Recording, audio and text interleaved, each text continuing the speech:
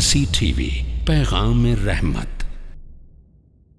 نکاح متع کہتے ہیں ٹیمپرری قسم کی شادی کو، عارضی شادی۔ اور عارضی شادی کیا ہے؟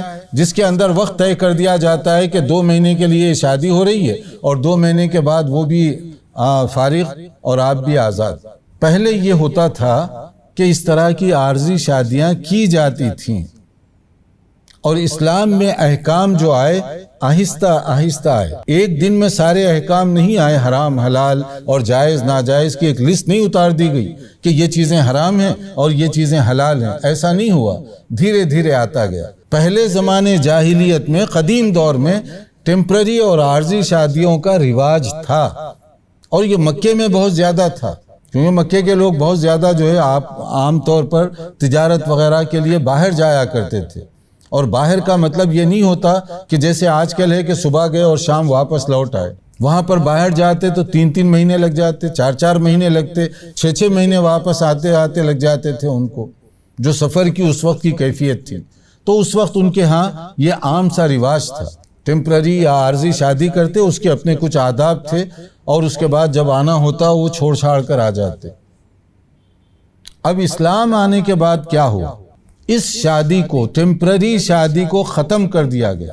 سنیے، حضرت علی رضی اللہ عنہ فرماتے ہیں، علی ابن ابی طالب رضی اللہ عنہ، اس حدیث کے، اس روایت کے روایت کرنے والے نیریٹر کون ہیں؟ خود حضرت علی رضی اللہ عنہ، ان رسول اللہ صلی اللہ علیہ وسلم نہا عن متعۃ النساء یوم خیبر، کہ رسول اللہ صلی اللہ علیہ وسلم نے خیبر کے موقع پر متع کرنے سے منع کر دیا۔ وَأَنْ أَكْلِ الْحُمُرِ الْإِنْسِيَّةِ، اور جو پالتو گدھے وغیرہ ہیں ان کا گوشت کھانے سے بھی منع کر دیا گیا۔ بلکہ جو لوگ اپنی ہانڈیاں بنا رہے تھے، جب یہ حکم آیا تو آپ نے فرمایا اس کو ختم، بہا دو یا اس کو ضائع کر دو۔ تو مطلب کیا ہوا؟ اب یہ فائنل حکم آ چکا۔ اور بعض موقعوں پر یہ ہوا کہ فتح مکہ کے موقع پر عارضی کچھ اجازت کچھ لوگوں کو دی گئی، اس سے بعض لوگ کنفیوز ہو گئے کہ شاید پھر پرمننٹ اجازت مل گئی، ایسے اجازت نہیں ملی، اس کے بعد اس کو ختم کر دیا گیا۔ تو گویا کہ نکاح متع اب یہ ممنوع کر دیا گیا، ختم، خود رسول اکرم صلی اللہ علیہ وسلم کی زندگی میں۔ اور پھر نبی صلی اللہ علیہ وسلم کے بعد صحابہ کرام نے اسی کو امپلیمنٹ کیا، نافذ کیا۔ بعض لوگوں کا یہ غلط فہمی ہے کہ شاید حضرت عمر رضی اللہ عنہ کے زمانے میں اس سے منع کیا گیا۔ حضرت عمر شریعت سازی نہیں کر سکتے تھے، شریعت بنانا یہ حضرت عمر کے اختیار میں نہیں ہے، حرام اور حلال یہ اللہ کی طرف سے ہوتا ہے، اور نبی صلی اللہ علیہ وسلم نے اس کو لوگوں تک پہنچایا۔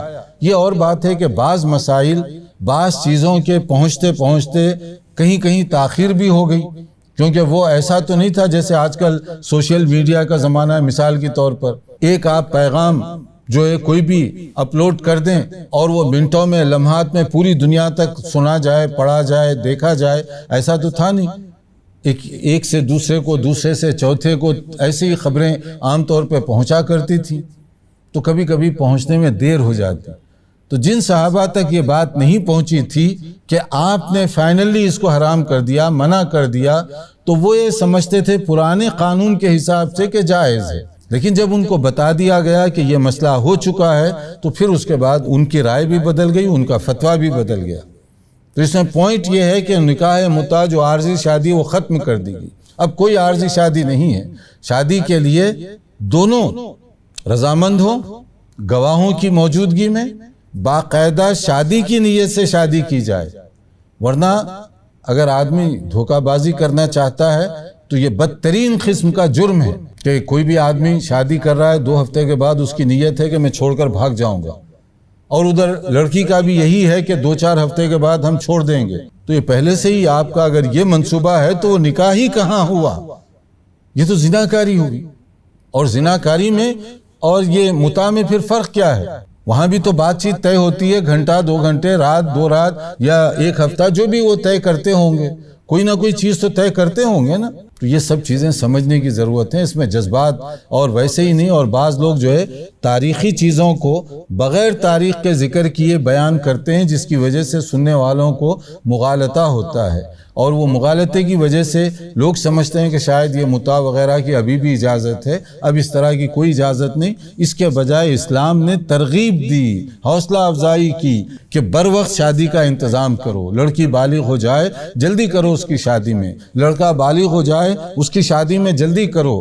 ہم لوگ اس کو ڈیلے کر کے ہم چاہتے ہیں کہ چور راستے کھول لیں، متع کے راستے کھولیں۔ شریعت کہہ رہی ہے جلدی سے جلدی نکاح کرو، شریعت کہہ رہی ہے نکاح کو آسان بناؤ، شریعت یہ کہہ رہی ہے کہ خرچ اتنا کرو جو اپنی طاقت اور استطاعت کے مطابق ہو، وغیرہ وغیرہ۔ یہ سب چیزوں کو اگر سامنے رکھا جائے تو نکاح بہت آسان ہے۔ اب ہمارے پاس یہ ہے کہ نہیں، ذاتی گھر ہوگا، فرنیچر ہوگا، کاروبار اپنا ہوگا، اس کے بعد جا کر ہم شادی کی سوچیں گے، یعنی اس وقت تک جو ہے ان کے سر کے اوپر جو ہے چاندنی چمکنے لگتی ہے، سیاہ بال جا کر جو ہے وہ بال جو ہے سفید ہو جاتے ہیں لڑکے کے۔ اب آپ جا کر اس کے بعد جب سارا فرنیچر وغیرہ آ جائے، اب اس کے بعد میں آپ شادی کرنا چاہتے ہیں، اور یہی لڑکی کی عمر بھی ہو جاتی ہے۔ اب لوگ کہتے ہیں کہ اب اس سے کون شادی کرے گا؟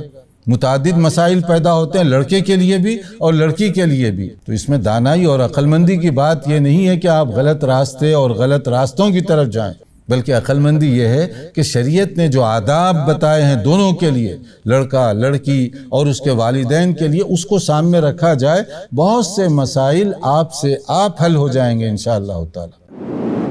مرسی ٹی وی کے مزید ویڈیوز کے لیے ہمارے چینل کو سبسکرائب کریں اور بیل آئیکن کو کلک کرنا نہ بھولیں۔ جزاک اللہ خیر۔